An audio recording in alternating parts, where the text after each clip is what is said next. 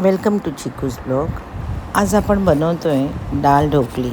ही डाळ ढोकली गुजराती पद्धतीने मी बनवली आहे।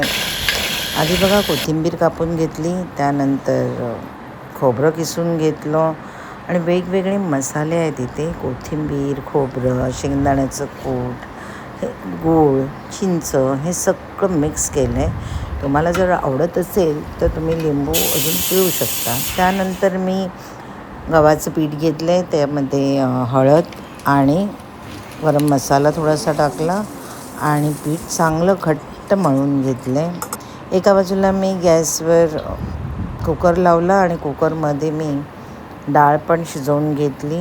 आता मी फोडणीची तयारी करते डाळीच्या।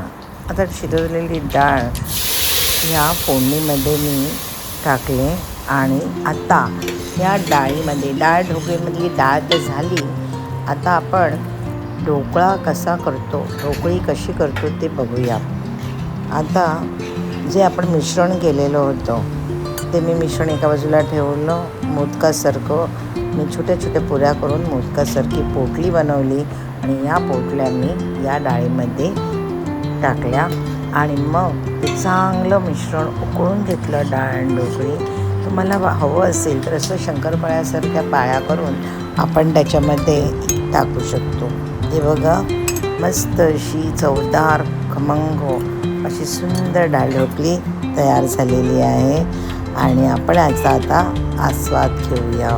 बघा किती सुंदर दिसते ती आणि चव तर अतिशय सुंदर आहे।